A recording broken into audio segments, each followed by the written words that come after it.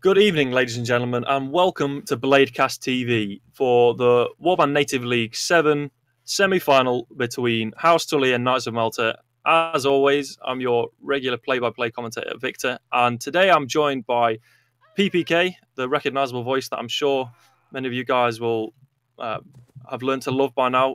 PPK, how's it going, dude? It's going really well. Glad to be here, Victor. This is going to be an awesome Division A semifinals match. These two teams are looking really stellar coming into this. Yeah, definitely really stellar because if you tuned in yesterday to watch our losers bracket match, the match itself actually went really well. Defenders of Faith proving yet again why they shouldn't be underestimated, and we really enjoyed streaming that one with Tade. So big shout out to him first of all. But yeah, now we're getting down to the heavy games, and what I mean by that is whoever wins this will be going to the grand final. It's pretty plain and simple. House Tully not having partaken in the quarterfinals, that is because they were top of Division A, and just how the structure fell into place, the teams just ended up fighting in certain positions. So Malta did play in the quarterfinals, and they played Toy Boys, and we did actually stream that, and they smashed them 12-3 actually. Really heavy victory for them. So they'll be coming into this semi-final with momentum. I'd say maybe even a little bit ballsy actually coming into this, because they know that they're more than capable of beating a really top tier team, as House Tully actually drew with Toy Boys. So maybe, I mean, obviously we know it never works like that, that A beating B and B beating C doesn't mean that, you know, they'll be able to beat each other sort of thing. It's that complicated mess. But how do you fare these two teams today? Looking at the rosters, who do you think's really going to be causing some trouble? Just looking at the rosters from Malta, I really liked watching them in the past weeks. When I commentated with you the Malta Toy Boy match, that was really important to see how cohesive they can be when they want to be.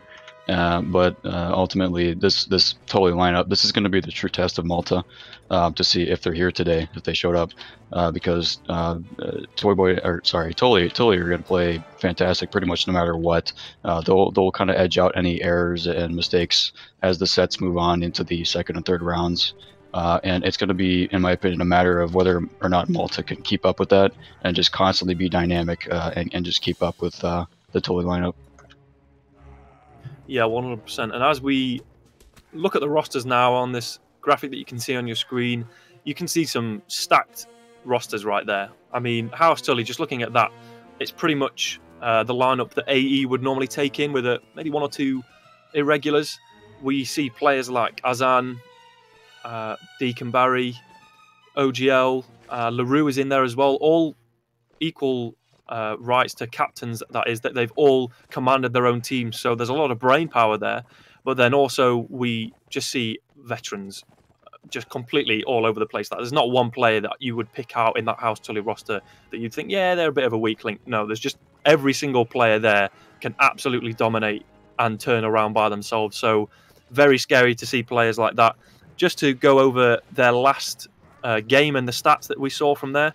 We saw Sir Alex actually topping the last game that they played, 16 kills and 5 deaths. So he was the MVP for that. Sir Alex, a known Spanish cav, really good. Basically whenever he wants to be, and I'm sure that they'll be bringing their A game to this today. Error also made a chip in there. He came second up in that game with 13 kills, and then we just see loads of infantry players topping the scoreboard. We see Scar, Deacon, Azan, who can play pretty much anything he wants to. Those guys basically are going to be working extremely hard in every single aspect of the game. And what I mean by that is the two maps that we have on show for today are the same ones we saw yesterday, but in case you weren't there yesterday, it is Sandy Bush, created by Captain Lust, and then Reverend Village, created by Archer. So two quite different maps. One of them, as we've mentioned before, Sandy Bush, quite pocket gameplay, small, little, compact fights taking place. And then Reverend Village, quite the opposite actually, quite chaotic at times, can be all over the place. A good example of a mixed, more favourable open map. So they will be looking to use all of their advantages that they do have many of. In terms of Knights of Malta, what do you think their tactic for today is going to be? I think for them, they're if I'm from the calling perspective of Malta, this is like, let's get Sandy Bush just out of the way, because both these maps are good flavors for both teams, but Malta knows that this is where they're probably going to shine if they want to start it out strong and then bring it to Reverend and then really bring pressure to Tully. I think Malta's thinking, let's just get this map out of the way and do our very best in our good pocket info gameplay, good spreads from crossbows and archers when we're on the faction, and just try to just start this out strong, because we can't start it weak with a team like Tully. Yeah, speaking of factions, the two factions that we will see for Sandy Bush are Sarranids and Rhodoks. We saw yesterday that actually Sarranids can do quite well on this map, surprisingly. We saw Defenders of Faith take it to their opposition, and they did a remarkable job. So, on the other hand, we have seen, I think actually we saw House Tully making a great job of Rhodoks and their pikes as well, even on Sandy Bush. So perhaps that will be a recurring theme, that they'll want to make use of those pikes and they'll just use them to devastating effect, especially in the closed areas like the graveyard and the alleyway. So maybe a little prediction there. And then Sarranids as well. We have mentioned that they have paper horses, but it doesn't seem to be an issue if you've got javelins as well, which Rhodoks don't have, and then they just make use of their infantry. But I'm actually quite curious as to what Malta are going to do for Sandy Bush, because they don't have a particularly as strong as a lineup as you'd say House Tully do. The players on that end, we see Carpe Diem, Xerxes, Demivar, Hakon, Babushka, Habrak, Assediado, Bulez, Norman Guy. Those are the guys that played in the quarterfinal with Carpe Diem, who's actually commanding, I believe, today. He came with 17 kills and 8 deaths, and that was in their quarterfinal. So he'll be one to watch today. He's pretty versatile. He's one of those players that can play infantry or cavalry, which most of House Tully's roster can play. Do you have any, before we actually go on to what the viewers or the guys on the forum put for their predictions and the odds, which are pretty close, what are you predicting for this first map? Do you think it's going to be an easy win for Tully, or do you think Malta are actually going to make it really difficult? A person would like to see Malta make it difficult, but just raw prediction, I think Tully's going to take this quite swiftly, and I think they're just going to get through these rounds as fast as possible. Malta might be a little caught off guard by even the aggressiveness Tully might show. Yeah, I think you're right there. I think Tully will show a lot of aggression, which is quite typical of AE style, which is pretty much what this team is today. The predictions that we actually brought from the prediction thread, the betting, should I say? I'm trying to mix my words up there. It was actually 9-3 in favour of House Tully, but we have seen, as an example of yesterday, these odds don't always match up to what the actual outcome is, because I think it was 11-1 against Defenders of Faith yesterday, and they turned that around massively. So predictions are only as good as that. They're just estimates, so who knows what's going to happen in this first map. And speaking of, we are going to kick off this semi-final between Malta and Tully. The first round is getting underway. We are a few minutes late, but that hopefully won't make that much of a difference. I'm sure they'll be eager to start, as we see Knights of Malta take Sarranids first and Tully take Rhodoks. I like the 2 archer setup from Malta already. Although, well, I guess we're getting a relive. Although that's really standard, I'm sure we'll see the 2 archer setup again.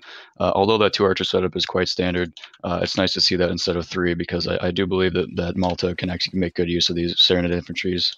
It's a little bit of an underestimated faction most of the time, especially on a map like Sandy. But if they can be coordinated on this first round, they can really start this out strong. I'd like to see it.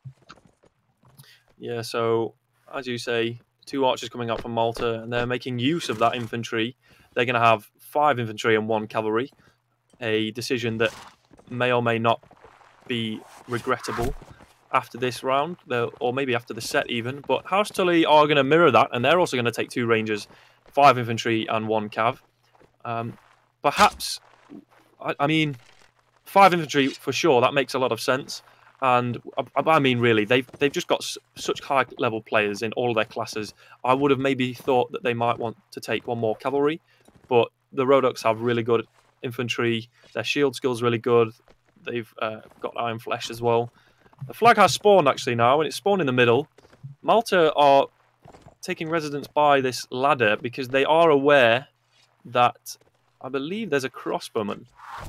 I thought there was a crossbowman. Yeah, there is. LaRue, I thought he was on the ladder, but actually he's more by the spawn bench. So he's going to kind of chill out around there whilst the rest... Malta seem to be hesitant, but they're actually going to push through the spawn, I believe. They're very, very passive at the moment. This isn't actually unexpected. They are nervous in this first round. They don't want to commit too heavily, but we did think that Tully might want to be more aggressive in this, but they're retaining their ground, actually. That inf ball from Malta, like, I'm just really tightly knit. Same from Tully as you'd expect, but this is a lot of posturing as they let this tick down to 60 seconds and then probably go for like a flag raising play here. But the posturing is just, this is what I would expect from both of these teams first round. Yeah, Malta showing a lot of, I want to say, professionalism. They're not committing players in stupid places. This is, I think, a much different approach than the last time we streamed House Tully. If we remember last time, it was a far more chaotic fight. There was just random pushes and aggression all over the place. This one they seem a lot more focused. They're a lot calmer.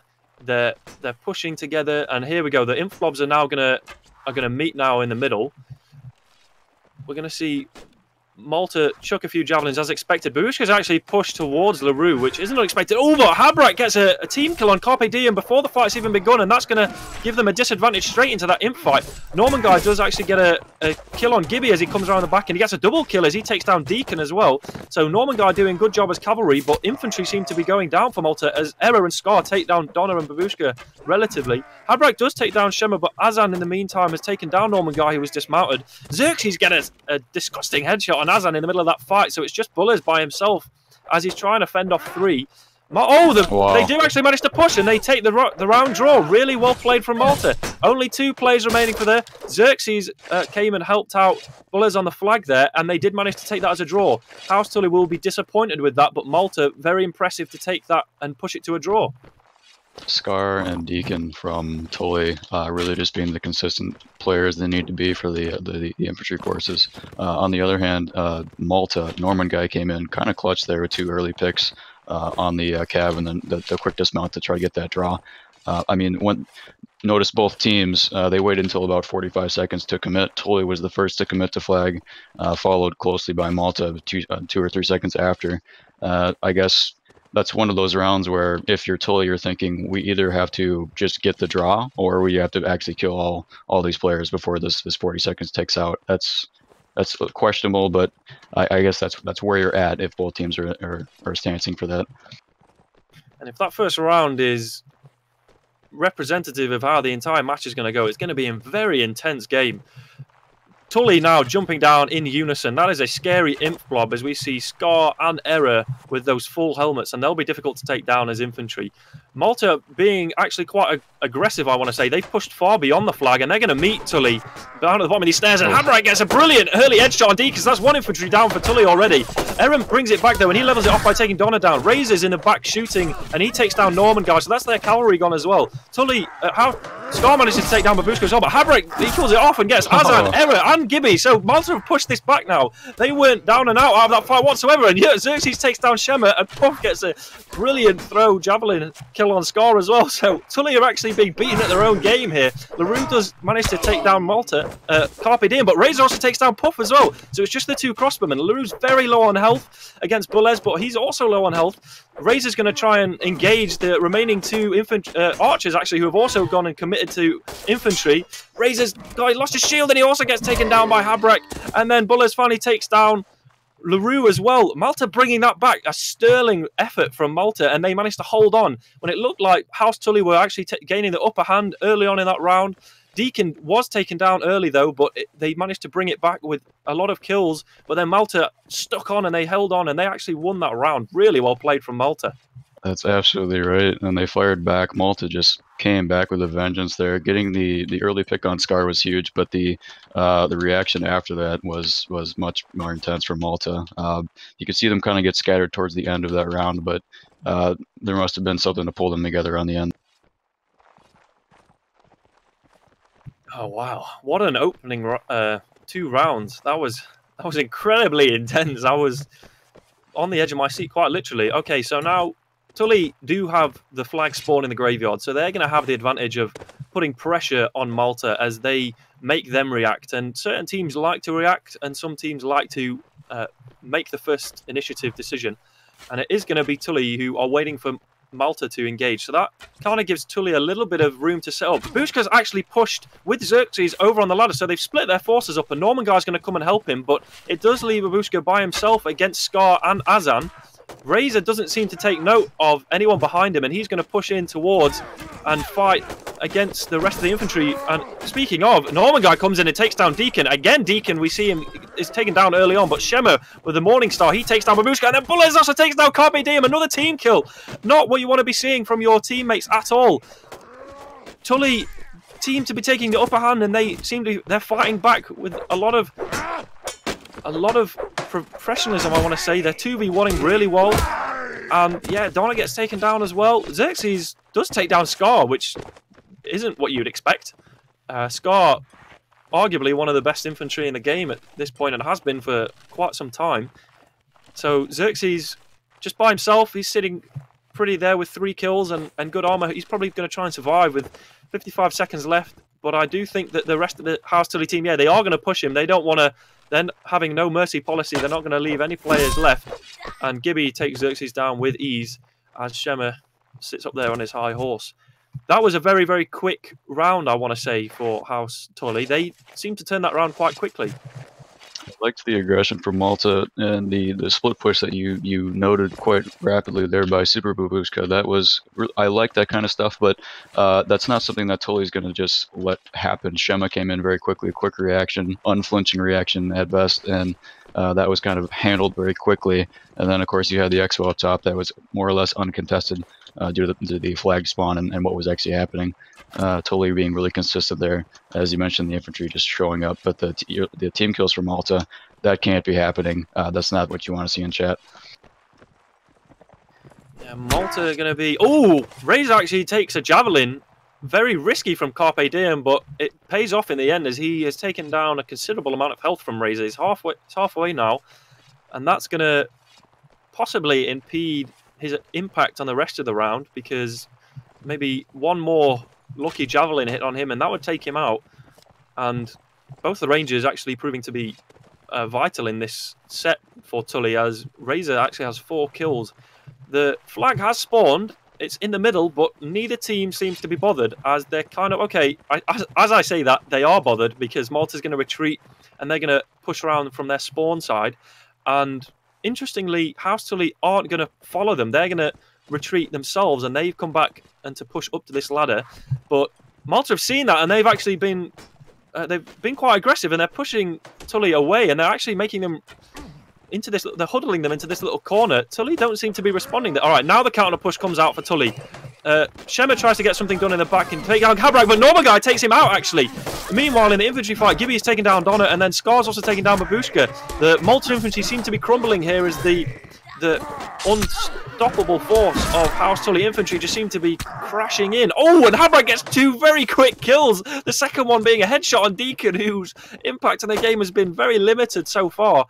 Habrak doing a sterling job to take down some players. He's now going to be forced in a 2v1, and he's quickly dispatched off by the Tully infantry. Scar leading the way there. Xerxes again doesn't seem to want to go down in any infantry engagements. He's taken down LaRue, and it's just going to be him versus 3 Tully players. I'm not sure how much he can do now, as Scar and Error, 2 very formidable infantry players, they're going to push him away. There is 30 seconds left, so Xerxes might have a more realistic and optimistic chance of surviving, actually. But Razor sees him come around the corner, and without his shield up, Xerxes is taken down very, very quickly.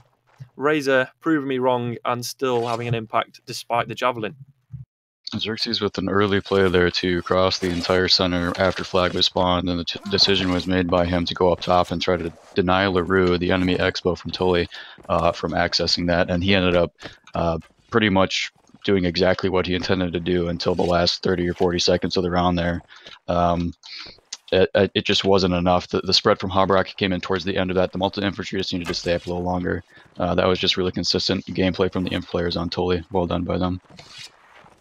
Yeah, the House Tully infantry proving to be very difficult to deal with as Malta try to have a response, and they did have a response at the end there with Habrak and Xerxes surviving and doing a very good job. But Azan seems to be by himself as he's pushing around the side, but then the rest of the Tully infantry actually pushed over the top, and this seems to have caught Malta off guard as they are getting heavy hits here. Xerxes getting the first kill actually on Shema, but the rest of the kills coming in for Deacon. Gibby is getting a triple kill in the meantime as Norman Guy takes down Razor. Babushka's taking down Error, but a lot of the Malta infantry have been taken down now. There's only 3 of them left. 2 of them are archers and 1 of them is Norman Guy, but these 3 are really good Malta players. Scar's taking on Xerxes, who's already proven that he can kill Scar, so that's going to be one to watch as the rest of the team... Oh, a team kill! Deacon takes down Gibby, and Deacon doesn't seem to be playing his best today. Habrak is fighting him quite well. LaRue takes down Norman Guy. Deacon finally gets rid of Habrak, and Scar finally gets rid of Xerxes. Okay, so with a push and a shove and a wailing and gnashing of teeth, Tully have shoved their way through this set, but by no means were Malta destroyed there. I want to say that they seem to be reacting well. Their players are fighting really, really well. There's a lot of good team play happening, but House Tully overcoming their nerves and taking the first set. Yeah, I think it's worth noting. It's not indicative of the entire play set of these players, but the kill spread from Malta. I mean, that was all Habrak, Xerxes, and Norman Guy there, getting picks throughout the round. Damage not included in that number, but it's something to note because on the side of Tully, the kill spread was much more spread out, and I think that can kind of lend a view towards more of the players being able to play their classes at the level needed to get that 3-1. Malta, the first round they got, I mean, it was looking really nice. I put a smile on my face to see that. But Tully is not the team that's going to have repeated offenses like that they're not just going to have that slip. So whatever went wrong, they noted it and they fixed it pretty rapidly. Yeah, definitely. And we just want to make a quick little announcement that the graphic is wrong, but that's not because we purposefully did that. That's because the teams started off and the factions the wrong way around, but there's only so much we can do. So House Tully are now playing as Saranids. They did win 3-1, but they won as Rhodoks, and so now they've been swapped. So the score remains the same, but obviously the minor detail of the factions is just the wrong way around, but that's really not a major issue. We are going to move on now to the second set, and I'm sure Malta will be thinking that they weren't dominated. They by no means were they out of that fight. They, as already mentioned, they proved that they can take the fight to Tully, and so I am very interested to see what they're going to do now, because Malta, I think, could afford to be more aggressive. Actually, I think they know that they can win the fight. So I kind of want Malta to be a little bit more aggressive here. What do you think? I think you're absolutely right. If you're Malta, you're thinking this is semifinals, we're Division A, and this is kind of like the biggest match that we've been able to play thus far. This is the most important one. So there's no reason to try to cool it off and think that we were too aggressive. Let's just amp it up and see what happens, because that's how you make a team like Tully uncomfortable at any point in time, if that's possible. And important to note that Tully do have a stellar bench as well, and I'm sure they're going to be swapping some players in and out. OGL, this is obviously not the round, hasn't started yet, but just looking at the teams that have entered for this little, I want to say, warm-up to the second set, we do see Alex jumping in, OGL's also jumped in as well, Dopey's there. So I'm wondering if they're possibly considering taking more than one Cav, as Dopey, Azan, Sir Alex, they're all capable of playing as a cavalry unit. I'm not sure what their plans are, but obviously we'll see as soon as the round and set goes live. Malta, on the other hand, I say that they do have 1 or 2 players on the sidelines, but I don't think they're as interchangeable as House Tully's. I think that they have to focus their efforts with players who are really, really good at their specific classes, whereas Tully kind of have a lot more freedom with their setups. They know with the players and the caliber of players they have, they could pretty much change the setup quite drastically, and they'd have the players to fulfill that. Yeah, I think Tully is definitely the more dynamic. Even the guys on the bench, like you said, are just ready to come in and play any of the three classes, A+ level, no problem. That's not to say Malta doesn't have that going for them, but they really do have more straightforward, routed players. Like I play infantry in Expo, and that's just what I'm really good at. I play a lot of Cav. That's just really what I'm good at. And there's no reason to swap because we have our consistent players. Looks like the Reese going here. Yeah, and the second set of the semi-final here between House Tully and Knights of Malta is going to head underway now. We're going to see similar setups actually from the previous set. House Tully, actually no, I lie. Okay, we're not going to see similar setups. We're going to see mirror setups, but they're still going to be 5 infantry. But instead of 2 rangers, we're going to see 2 cavalry and 1 ranger for both sides. That's important to note. So we're going to see OGL as a ranger for House Tully, but then Malta are going to have Habrak. Meanwhile, Hakon and Assediado are going to go as cavalry, and Dopey and Sir Alex as cavalry for House Tully. You know, what this tells me, actually looks like, yeah, they're just going to get this Malta. Yep, they just want to get this going. Yeah, all right, so the flag's going to happen straight away. They're not even bothered about the flag at all. Malta are going to be really aggressive, and they're going to push straight away. And I really love this. I think they heard me. They knew what I said. They were really aggressive. And House Tully have no response to this. They're crumbling. Every single player is going down. Not a single player, apart from Assediado, goes down for Malta. Wow. And Hakon finishes it off with a double kill with his Morning Star. Okay, so Malta coming out straight out of the blocks at full speed. They want that first round, and they got it. Superbly done by Malta. There's not a lot to pick apart there. That was just Malta dominating. They need to be doing more of that. This is exactly what you said would happen. I'm glad to see it. This aggression is how you win against a team like Tully.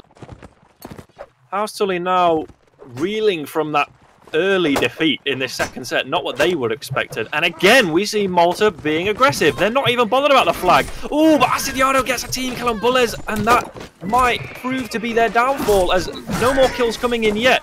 Deacon gets the first kill on Hakon, and more kills coming in for Tully as Sir Alex is roaming around, and he gets a double kill as he takes down Assediado and Carpe Diem. He gets a bump then on another Malta-Cav. All right, so all the kills. Ooh, Era does take down Azam, but I don't think it's going to be detrimental to their win, because it's just... All right, so Alex gets a triple kill as well as Deacon, so 2 triple kills coming in for Tully, and the aggression not paying off this time. I think maybe that was a mistake, trying to do the same thing twice, or perhaps Malta weren't that aggressive, and maybe Tully kind of initiated that fight, but they both met in the alleyway, and the fight just wasn't in Malta's favour at all. Tully knew what they were doing, and they just ripped them apart, I want to say. All right, again, we're going to see another push without the flag.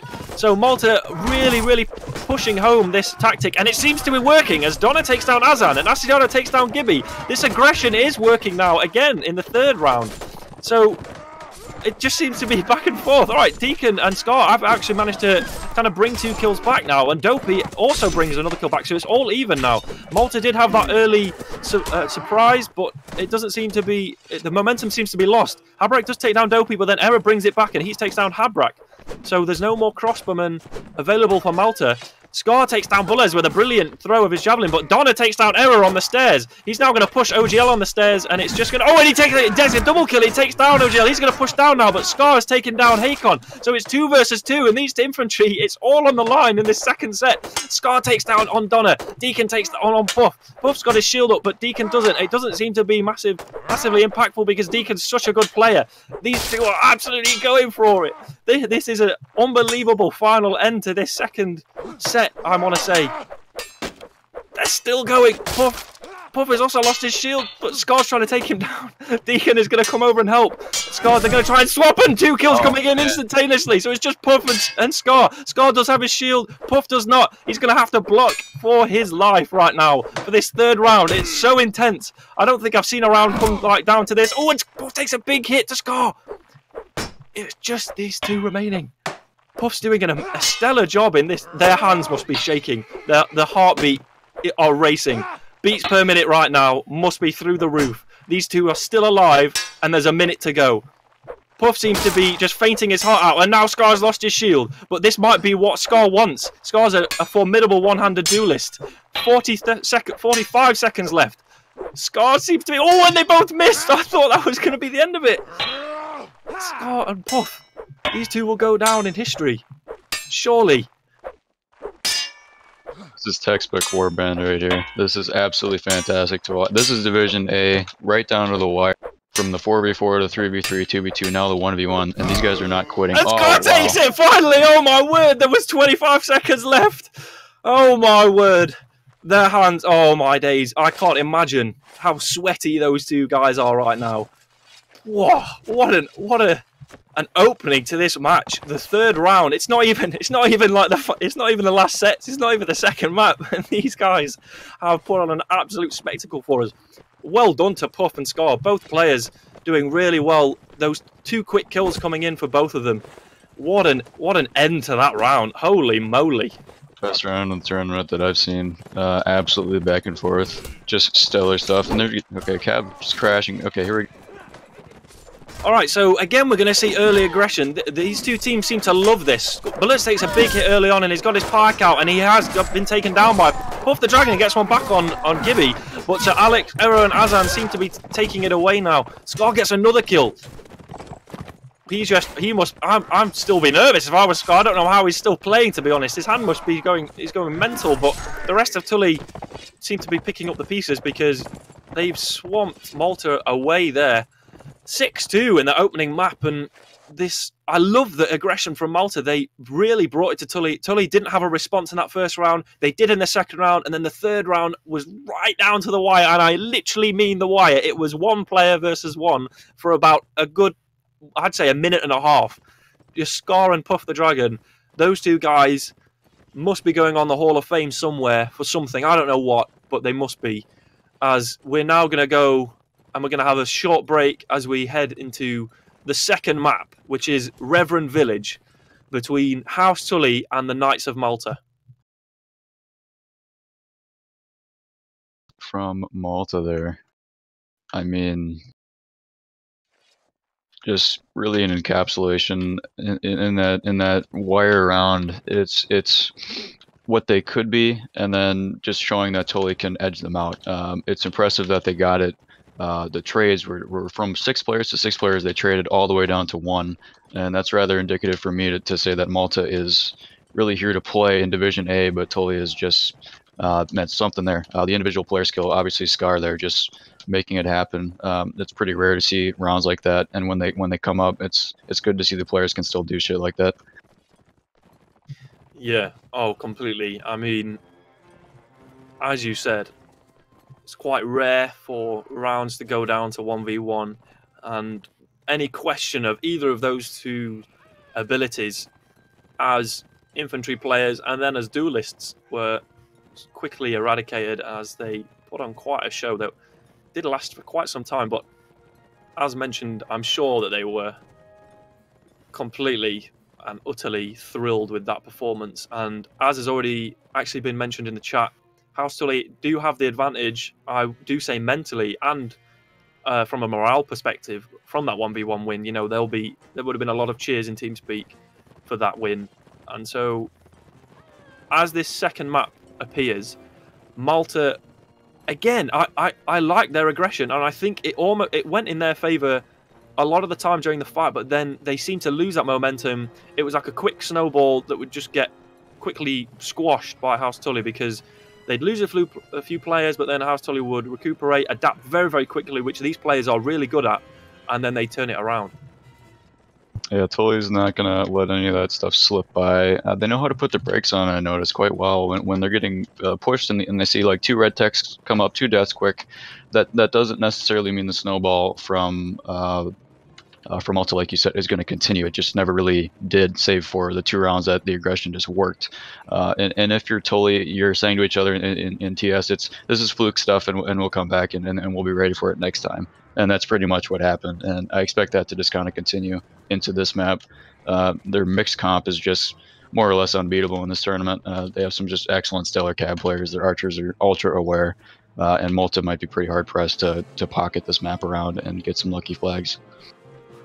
Just to broaden our viewpoint of this match and then kind of bring it out to the tournament as a whole, just again, we always like to remind viewers that there might be new people watching who aren't used to the competitive scene of Warband. So the tournament that we're watching actually is the Warband Native League, and it's the 7th season. It is a tournament historical in Warband, in the competitive scene. It's typically run by Scar and Deacon, and again, they've made a return, and they're running it with Aaron Wen, so small shout out to those guys. And typically the play style is an 8v8 with 2 maps and 2 factions on each of those maps, and then they play a set first to 3 rounds, and then they swap and then they do it all over again on a new map. With the introduction of the knockout stages, it is possible for a draw, so both teams to win 8 rounds, which would mean that the tiebreaker takes place, and that is normally Winterberg, and the factions are normally pre-decided by the administration when the scheduling is taking place. And so I believe it's Vegas versus Vegas for the factions, but I'm not 100% sure. I'm sure chat would be more than happy to correct me. But it is possible to. Maybe we will be seeing Winterberg today. I'm not too sure. It does seem that House Tully are the favourites to win, especially with this big lead that they have. 6-2 is quite a big lead. But Malta are more than capable of turning it around. They just need to compose themselves, remind themselves of how good they are, play their tactics that I'm sure they've been training, and head underway as this second map is about to. Yeah, like you said, we could very well see Winterberg today, and someone would like to see it. But I definitely don't think the cards are in Malta's favor right now for getting a single round on this and getting that tiebreaker. Tully knows what they need to do, and they'll probably just end up finishing it here. Yeah, so the setups now, we see Malta take up Swadia and House Tully take Nords. 4 cav, 2 archers, 2 infantry for both sides. Something that is pretty current with the meta. Nothing too crazy. We're not seeing anything like 6 cav or anything like that. It's quite standard. The reason for this is that the 2 infantry can take up position and defend the flag, whilst the archers try and set up a crossfire, and then the cav do, I want to say, most of the work in terms of you'll see a lot of kills coming in for them and the archers, as the infantry are more of a shield to just kind of survive on the flag and let the rest of the team do the work. But you never know, sometimes we see some crazy kill streaks coming in for infantry who just seem to dismount everyone and kill everyone. But I think you'll be seeing a lot of kills for cav today. Cav is definitely the key, especially having 4 of them. A lot of the goalpost moving from the infantry is just setting up the cavalry players to come in and get couches and kills. Looks like you said, both of these infantry players from both teams are going to meet here on the flag and let the crossfire ensue. Yeah, so this is quite normal. If you're a bit confused as to, well, in the last map the infantry were fighting each other, why are these guys standing looking at each other? As we said, they are going to try and survive, and the first kill comes in. Habrak takes down Gibby with a beautiful headshot, and that was very, very weird from Gibby to actually let his shield go down, because it was right in front of him. It wasn't to the side. And meanwhile, Alex, and we're seeing javelin kills come in. This is something that the Nords are really good at. If you aren't used to competitive play, Nords have 3 javelins as their cavalry, and it's more often than not used as a artillery, I want to say, and it's used to great effect from Tully here. They've got 3 kills or 2 kills. Scar's now pushing Puff, and he's getting taken down quickly, dispensing of any 1v1. He doesn't want the chance of that happening again. Habrak is by himself in this graveyard, and he's going to get pushed by Azan and LaRue and Scar, whilst the remaining player, Hakon, is taken down by Shemmer again with a javelin. These javelins, brutal in this first round of Reverend Village. Knights of Malta weren't able to have a comeback for that. Yeah, that was pretty swift. The early pick from Habrak and Gibby, quite nice, but the response, just ruthless from Tully. The Jav Gav getting early picks on the back. Karpa lost pretty early, and just the swarm ensuing from there. Really comfortable play for them. They know how to do that, and Malta just really caught off guard by that positioning. If Malta want to turn this around and make an impact in the game, they're going to have to do it soon, because House Tully are just stacking up the armor. Scar has that chainmail. LaRue also has the chainmail. Dopey has upgraded to leather. Sykes has upgraded to leather. Norman Guy has a Corsair for Malta, which is something that we normally see a favourite of Peter, who's also a known warband legend of AE, specifically his favourite being the White Flash, as he is called. The flag is going to spawn on the far side by the river now, and LaRue is going to move himself up towards the flag, and I suspect he's going to try and either move to the lone tree or to the rock. The rest of Malta, in the meantime, they're going to move through the forest, I want to say, or they're actually going to perhaps have an engagement in this bunker here. Oh, and Habrak again with an opening headshot on Scar, and he pinpointed that and used the timing perfectly as Scar tried to throw a javelin, and Habrak just absolutely punishing him with a headshot there. So that's an important kill early on. 1 infantry down for Tully. That leaves the 2 infantry for Malta. All right, Shema tries to come in and get a kill, and Habrak again with a headshot. Habrak playing off of his head today with another headshot. Xerxes also takes down Azan, so another crossbow kill for Malta. Dopey does get one back on Bullez, and then Gibby also using his stature as an infantry player to take down Hakon, but then Asadiado comes in and he takes him down, so there's no infantry left. Shema does take Habrak down elsewhere, and he also takes down Xerxes as well, so both range players down from the preying predator that is Shema on horseback. Razor also takes down Asadiado, so there's 3v3 now. Puff takes down Razor, so it's just no one left on that side of the map. There's 2 cavalry remaining against the 1 of Shema and the 1 ranger of LaRue. LaRue is on the flag, and he's completely full health. Shema's slightly down. He does have a... Ooh, I thought LaRue was going to take a big hit there, but... Oh, Shema takes down Norman Guy, and he's going to come and... I suspect Carpe Diem's going to get taken down as well. Oh, I thought he was going to hit that. Yeah, he is going to get taken down by Shema, who is just showing everyone that his clutch ability is still a skill that he has in his arsenal. He's now going to... There's going to be another 1v1, as Puff is now taking on Shema. Shema now maybe trying to prove that he's as good as Scar as an infantry player. LaRue doesn't seem bothered as it's only a few seconds remaining, but is a player going to go down? I feel like Puff does take him down with a kick there. That's brutal. Puff showing that he isn't out of this yet. The 1v1 is still there. I don't think he was even bothered about dying to LaRue. He beat Shema in that 1v1, and that's all he's bothered about. That was quite the kick towards the end there in Shema, but it has to be said, Shema actually pulled that together, I think, for Tully. Just really impressive clutch ability in those dark moments. You're 1, you're 2, or 3, or 4 players down. He really settled the score there and brought it back to even. Really good flag play by LaRue. He kept himself at a distance, and then when the 45-second ticker came around, he went and stepped on it to put the pressure on. And Razor also, in that 3v1, managing to not only waste time of Malta, but take out a player in the process. Really well done by Tully. So there's no way that Malta can win now. The only way that they could, as in with the normal 2 maps, should I say, there is a way they could win. They could take it to Winterberg, win the remaining rounds, and then win on Winterberg.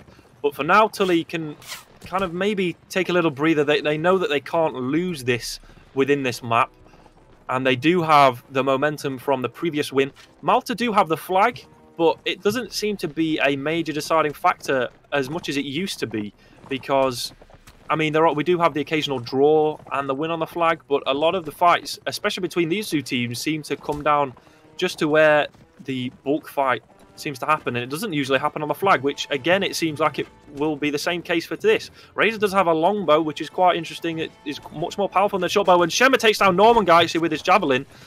And this seems to be quite expected, actually, now. The early kills coming in, I'm surprised Habrak hasn't got a headshot on someone as of yet. They've both been hit by javelins, I should mention, though, Xerxes and Habrak.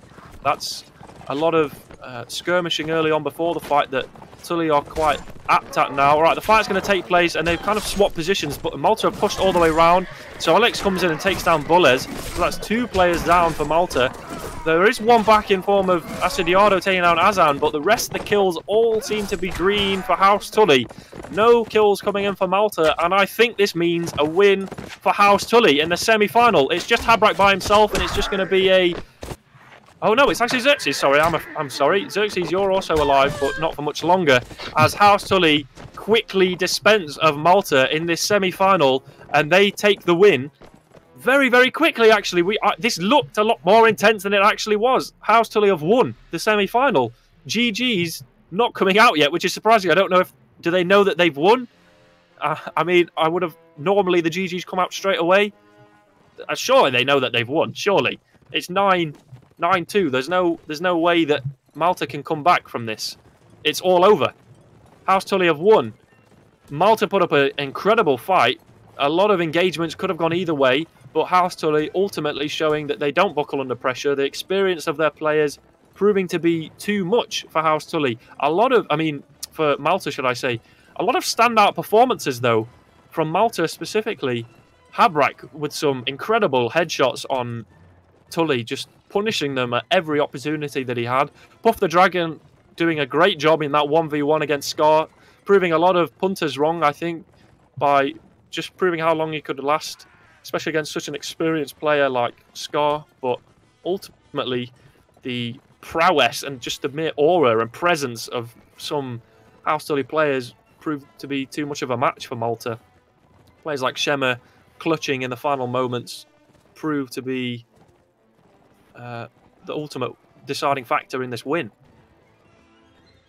Yeah, totally cementing their place in the finals for WNL7. Really impressive stuff. As you said, I think standout rounds for me were definitely Puff the Dragon deserves the MVP for his team for hanging in there until the last 30 seconds of that really down to the wire match, or round rather, back and forth. Shema, shining star for pretty much pulling that together in that second round as Nords. And Scar, obviously, he got the most praise from his teammates there in Discord or TeamSpeak for clutching that crucial round on Sandy Bush. You know, if I'm Malta, this doesn't really hurt that bad as a defeat because of what this team is. This is obviously a team that was as pundits put in, and most people did, that this is a grand finals team. They're going to make it there. It's who the other person is going to be. Is really the question, and that's usually the case when these AE guys show up to play for real. So obviously they did, and congratulations to them and commiserations to Malta for not making it in the semifinals here. Short but sweet semi-final here, as it's actually barely reached the hour mark, but an incredible display of Warband, actually. Some incredibly intense rounds, some awesome little matchups, quite literally in some cases with that 1v1. We saw some incredible headshots, some awesome cav play from the likes of Shema, infantry play coming out as well. This match had a little bit of everything. It was like the perfect recipe for an amazing stream and an amazing match. But the score, I don't feel, reflects how well Malta played. They really weren't dominated in every single round, but towards the end, Tully just proved, you know, they're still top dog, regardless of what name they enter under. Stellar stuff. You know, I think it's also worth noting that obviously, like you said, Malta showing better than the score represents, but maybe some time for switching calling proficiencies or whatever Malta can take away from this is what I'd be interested to hear about after from them. It's too bad we don't have somebody to give us some insight into that as to how the match went for them personally. But if they can grow from this, that'd just be stellar. That's what I'd be looking forward to. Yeah, and I do feel that we should, we might as well watch this last set. I mean, I don't think it's going to be that long, but it will also give us a chance to chat a little bit about the final as well, because presumably the finals have already been decided. I believe it's Unity as they won their semi-final, and they're going to be facing now House Tully in the grand final. Do you think that's going to be? Well, I mean, obviously it's going to be a big final, but do you think that they will be as nervous for the grand final as they have been for previous grand finals? This is House Tully speaking. I think Tully is going to be pretty cold steely as far as nerves go. Unity, on the other hand, it's I don't feel like they're the underdog, but I certainly don't feel like they are seeing eye to eye skill wise with Tully, both calling and individual player skill. Now that could very easily be wrong, and I would favor them to win because it'd be cool to see the Unity guys have been keeping up with actually pull the whole thing off. But Tully is they just scream competence and consistency, and that hasn't been shattered at all. The only thing that got close to showing me there was some fault there was that Toy Boy tie they had. I believe it was in week 5. That might be the wrong week, but getting an 8-8 against Toy Boy is definitely not something Tully wanted to see happen. Could have been a roster thing, could have been a lot of variables, but ultimately the score is what matters. But I think Unity is probably ready to go just as much as Tully is for that finals. Yeah, and we will definitely be streaming the grand finals. In terms of who will be streaming with, that is to be announced closer to the time. We are a little bit excited for the final stream, because it is going to be a little bit different to how the streams have worked before. So do please tune in for that and do check it out, as we'll be very excited for it. I hope you guys are as well. This has been a very entertaining Warband Native League season. Not as one-sided as you'd like to think, or as previous tournaments have been. As you said, Toy Boys drawing with House Tully, so that did prove maybe to be a bit of a chink in the armour there. But House Tully looking very dominant in this semi-final, and Unity likewise looking very dominant in their semi-final. So it should prove to be a great matchup for the grand final. So please check that out as we conclude this final set of the map. And also just give a little bit of a chance to do some shout-outs while these guys still play for the remaining rounds. Just to let you guys know, as always, the administrators and the referees do a great job. And I know you guys, you viewers, do appreciate that and are aware of that. But we just like to thank them every stream, because I mean, it's quite obvious. Without them, the tournament wouldn't be possible. So a shout out to Scar, Deacon, and Aaron Wen. Congratulations to Scar and Deacon on their win today as well. Also, a big shout out to the referees. Rome specifically has been, I'm pretty sure he's refereed every one of our streams bar the last one. I don't know if maybe he's trying to get some airtime, or maybe he's just that good at his job. So big thanks to him, but also all the referees as well, for just sitting there and not even getting to play the game. They just have to watch it and watch for any minor rule breaks. So thanks to those guys for giving up their time. We really, really appreciate it. Thanks to the sponsors of the tournament as well, Bullez, Lord of Metzger, and Cheshire's Cats Clan, for providing tournament servers. Without them, the tournament wouldn't be possible, because we'd have no servers to play on. So thanks to those guys. And Tailworlds as well also provided servers. Can't forget to mention them. Big shout out to you as well, PPK. I know you weren't able to make yesterday's stream, but you've been an absolute workhorse, and you've done such a good job, dude. I've really loved streaming and commentating with you. We've watched some incredible matches, and some matches that we weren't expecting to go one way, but have. I think we've been quite blessed, actually. We've been very lucky to watch some incredible streams. I don't think we've had any, stomps. I mean, the score would suggest this is a stomp, but it's still a very entertaining match. So a big thanks to you, dude. I appreciate the kind words, Victor. This has been a lot of fun to do this so far. No real dull matches, I'd say, save for some moments where it's clear the victor is going to be one-sided. But for the majority of these, it's been both pleasantly surprising and a little gripping. I mean, I've been really teeth clenched on some of these rounds. That, just for an example, that round there, that's, like I said, textbook Warband, Scar, and Puff the Dragon going at it until the very last seconds of the round. That's why I like to watch these matches, and especially in recency stream these matches, because I know that kind of gameplay is out there, and it's going to happen a few times. It might be a little rare, but that's what makes it worth watching. Just, you kind of covered all my shout outs. I don't have any left, but the one that I'd like to point out is Roslington from the Blakecast staff. He's been taking a larger leadership position in the absence of others, for scheduling and contacts and moderation, and that's really kind of a thankless task, as you already said. So a big shout out to Roslington for kind of holding this whole pie together. Yeah, definitely. Rossington doing a lot of behind the scenes work, which allows me to go on to my favourite shout out of all time, which is Deafening. Again, this guy, I hear him in my ear. He's kind of like the producer of the stream of a live show, that you know that the guys in front of the camera, or in our case, it's behind the microphone, we can hear him, but you guys can't. Deafening. He does such a good job. So thanks to you, bro. Lots of love. He does such a good job of making sure that everything is on screen. I know you guys, the viewers, love to point out mistakes, which is we're not going to get over that, but Deafening does such an amazing job. So big thanks to him, dude. And also thanks to the viewers as well for tuning in. Obviously, these streams wouldn't be. There would be no point to them if nobody watched them. So thanks to you guys for watching, and thanks to your subscriptions as well. We've been able to turn into an affiliate of Twitch as well, which does give a lot more perks to subscribers, and it allows us to do some cool things with content and such. So thanks to you guys as well. Apart from that, thanks to the teams as well, Knights of Malta and House of Tully, for doing such a good job. Commiserations, as already mentioned, to Knights of Malta for coming this far, doing a really good job, putting up a great fight against some top tier teams and some incredible plays from them. House Tully, congratulations to them. Pretty much AE, just under a different name. As expected, they go through to the grand final and they'll face Unity. Scheduling and stream is yet to be announced, but other than that, thanks for tuning in and good night. Thanks for watching WNL7.